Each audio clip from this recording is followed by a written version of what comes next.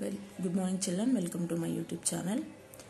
అందరిలో ఒకటే భయం. ఎవరు తమ కన్నా ముందు పోయి రాజుగారికి లెక్క చెప్తారో, తాము పెడుతున్న లెక్క సరైనది అవునో కాదో అని భయపడుతుంటూనే కాకులను లెక్క పెట్టసాగారు. కానీ బీర్బల్ అయితే ఏమీ లెక్క పెట్టకుండా హాయిగా ఇంట్లో విశ్రాంతి తీసుకోసాగాడు. అందరేంటి భయపడుతున్నారు, ఎందుకంటే అందరూ కౌంట్ చేస్తున్నారు కదా. ఎవరైనా తొందరగా లెక్క పెట్టేసి వెళ్ళిపోయి, రాజు ఇది నా కౌంట్, నేను లెక్క పెట్టేశాను, అన్నీ ఇన్నే ఉన్నాయని చెప్పేస్తారోనని తామలో తాము భయపడుతున్నారనమాట.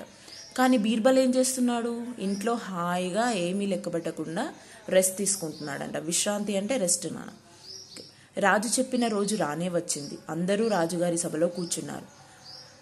రాజు ఇక టైం ఇచ్చాడు కదా, ఆ టైం వచ్చేసిందంట.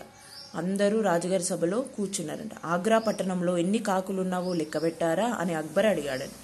అక్బర్ ఏమడిగాడు, ఆగ్రా పట్టణంలో ఎన్ని కాకులున్నాయో మీరు అందరూ లెక్క పెట్టారా అని అడిగాడంట. ఇంకా లేదు ప్రభు, మాకు ఇంకొంత సమయం కావాలి అన్నారందరూ, ఒక బీర్బల్ తప్ప.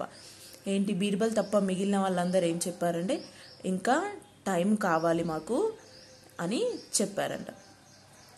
బీర్బల్ నువ్వు చెప్పు అన్నాడు అక్బర్. అక్బర్ ఎవరిని అడిగాడు, బీర్బల్ని అడిగాడు. ప్రభు, ఆగ్రా పట్టణంలో మొత్తం 6,803 కాకులు ఉన్నాయి అన్నాడు బీర్బల్. ఏంటి, ఆగ్రా పట్టణంలో ఎన్ని కాకులు ఉన్నాయని లెక్క పెట్టమన్నారు కదా.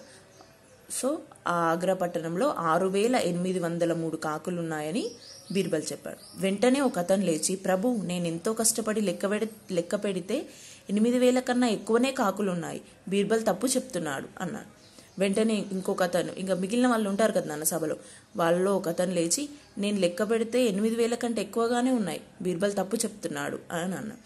లేదు ప్రభు, నేను లెక్క పెడితే 5,000 కాకులే ఉన్నాయి అన్నాడు మరొక అతను.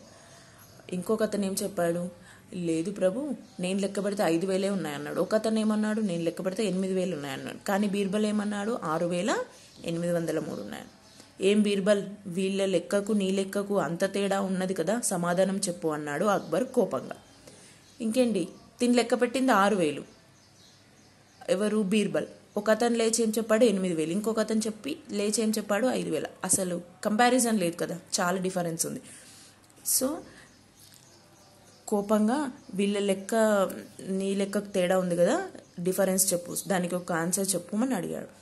అందరూ బీర్బల్ పని అయిపోయిందని అనుకున్నారు. తమకు మంత్రి పదవి రాకపోయినా బీర్బల్ బండారం బయటపడి అతని పదవి ఊడుతుందని, బీర్బల్ పీడ పోతుందని అందరూ సంబరపడ్డారు. ఏంటి, అందరూ బీర్బల్ పని అయిపోయింది, ఇంకా మన మంత్రి పదవి మనకు రాకపోయినా పర్లేదు, తన పని అయితే అయిపోయింది, తను ఇన్ని రోజులు చేసినాయి అన్నీ బయటపడ్డాయి అనుకున్నారన్నమాట. అప్పుడు బీర్బల్, ప్రభు, నేను చెప్పిన సంఖ్యనే సరి అయినది.